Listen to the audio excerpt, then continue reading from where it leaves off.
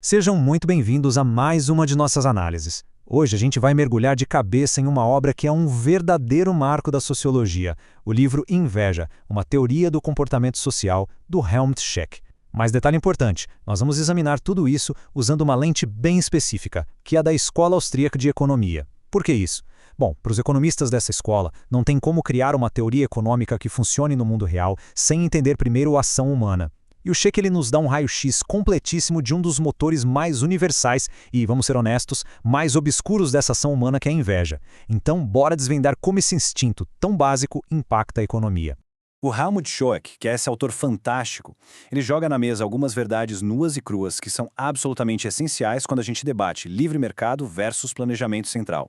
A visão dele é que a inveja não é só um tropeço emocional, sabe? Não é um defeitinho que a gente consegue corrigir com educação. Para ele, e a visão austríaca concorda muito com isso, a inveja é uma força constante, inescapável, que literalmente dita se um sistema socioeconômico consegue ou não sobreviver na prática.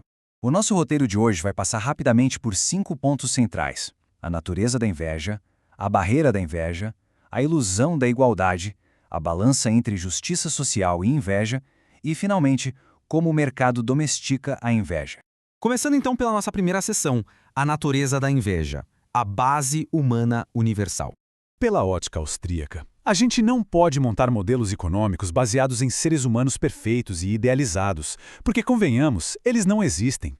A teoria tem que partir da ação humana real.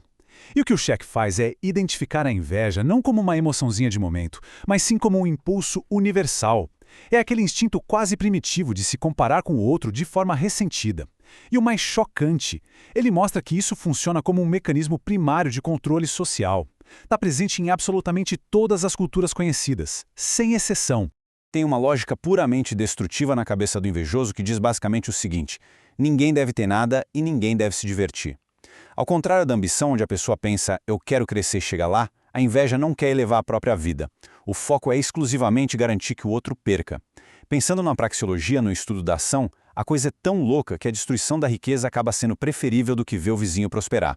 É uma força focada 100% em anular o sucesso alheio. E isso nos leva à seção 2, a barreira da inveja. Vamos entender como ela literalmente gera o atraso. No dia a dia de sociedades mais primitivas ou menos desenvolvidas, a gente vê o que pode ser chamado de inveja institucionalizada. Como isso se parece? É aquele medo constante do mal-olhado. É a necessidade de esconder qualquer sucesso que você tenha. É sufocar quem tenta inovar numa plantação, por exemplo. Um economista da escola austríaca bateria o olho nisso e diria na hora: aí estão os maiores destruidores da acumulação de capital. Se uma comunidade pune severamente o sujeito que descobriu um jeito melhor de plantar, acabou. O empreendedorismo é aniquilado logo no berço e o foco no longo prazo simplesmente desaparece. O grande X da questão aqui é que o progresso econômico, por definição, cria desigualdade. Pensa bem, é virtualmente impossível você inovar em alguma coisa sem se destacar, sem ficar desigual em relação aos outros. E ao se sobressair, adivinha? O inovador vira o alvo número 1 do ressentimento coletivo. Isso é um ciclo terrível que acaba aprisionando sociedades inteiras numa pobreza profunda, porque o puro medo da inveja alheia paralisa qualquer ação que seja produtiva. Passando para a seção 3, a ilusão da igualdade, a famosa falácia utópica. Existe um abismo gigante entre duas formas de enxergar a economia. De um lado, a gente tem a mentalidade de soma zero, que é totalmente alimentada por essa inveja primitiva. É aquela ideia de que a economia é como um bolo de tamanho fixo. Se você pegou uma fatia maior, obrigatoriamente alguém ficou com menos. Mas a tradição austríaca critica isso duramente, porque a realidade do livre mercado é um jogo de soma positiva. Na economia real, a inovação não rouba a fatia de ninguém, ela faz o bolo crescer, criando riqueza nova e abundante para todo mundo. E aí, o Schaech traz uma conclusão que é um banho de água fria nos utópicos. Ele diz que a própria capacidade de invejar é o que possibilita certos controles sociais básicos. Então, esperar que a gente consiga criar uma sociedade 100% livre da inveja é pura ilusão. Ele até cita os kibbutzim de Israel, que foram experimentos super rigorosos de vida igualitária. Mesmo lá, onde quase tudo era compartilhado, novas formas de ressentimento inevitavelmente surgiam por causa de detalhes minúsculos. Ou seja, a inveja sempre dá um jeito de encontrar novos alvos, não importa o quão igualitário seja o seu laboratório social. Chegamos na seção 4, justiça social ou inveja. ou uma olhada na economia do bem-estar. Aqui, o Schweck levanta um ponto bem provocativo sobre os nossos tempos modernos. Ele argumenta que, com muita frequência, aquelas demandas mais estridentes por uma tal de justiça social abstrata funcionam como meros disfarces. É como se por trás de políticas extremas de taxação e redistribuição estivesse escondida exatamente a mesma tentativa de satisfazer aquela inveja comunitária primitiva que a gente acabou de discutir. É uma análise muito profunda e fria sobre as reais motivações de certas políticas públicas. E isso fica muito claro quando a gente analisa os motivos das taxações mais pesadas e punitivas. Historicamente, muitas vezes o objetivo principal nem é maximizar o dinheiro que entra no Estado para financiar serviços. E também não é só punir quem tem dinheiro. O verdadeiro ganho, o grande trunfo político, costuma ser o apaziguamento da inveja pública. Basicamente, usa-se a força da lei para punir o sucesso em praça pública e assim acalmar aquela frustração psicológica da massa. Tem uma frase que resume isso perfeitamente.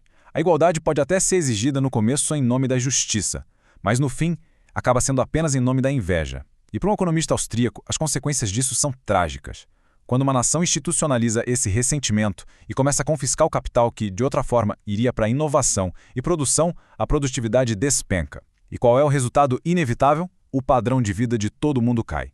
Ironicamente, quem acaba sendo punido da forma mais severa são justamente os mais pobres. Indo para nossa última sessão.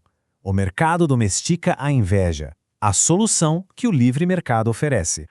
Você deve estar se perguntando, bom, se a inveja é inata e pode ser tão destrutiva, como é que a gente conseguiu construir civilizações tão avançadas? A resposta está no sistema de mercado, que resolve isso de 3 formas fantásticas. Primeiro, ele aceita a realidade de que a desigualdade de talentos é algo natural do ser humano. Segundo, ao colocar regras fortes para proteger a propriedade privada, o mercado bloqueia o instinto predatório. O invejoso não pode simplesmente ir lá e roubar o sucesso do outro. E o terceiro ponto, que é o grande salto da civilização. O mercado canaliza esse impulso ruim para a competição produtiva. É aquela magia da ordem espontânea, sabe? Numa economia de mercado complexa, o inovador consegue fugir daquela inveja opressiva da pequena aldeia. Ele pode se mudar, fazer parcerias com outras pessoas talentosas e usar as leis para proteger o que ele criou. E é justamente esse arcabouço todo que respeita a posse que consegue amansar as garras da inveja primitiva. O desejo de ter o que o outro tem não serve mais para destruir, mas vira o combustível para produzir mais, gerando um crescimento tecnológico que puxa a economia inteira para cima. Para a gente encerrar essa nossa análise de hoje, fica uma provocação para você pensar. Já que a ação humana fatalmente carrega esse gene social da inveja, qual é o melhor caminho a seguir? A gente financia e expande um sistema que usa a força, que instrumentaliza e alimenta a inveja só para justificar mais controle? Ou a gente permite que o livre mercado e o direito de propriedade domestiquem essa fera, forçando o comportamento humano a ser produtivo e competitivo para o bem de todos? Fica aí essa reflexão. Muito obrigado por acompanhar mais este estudo com a gente e até a próxima.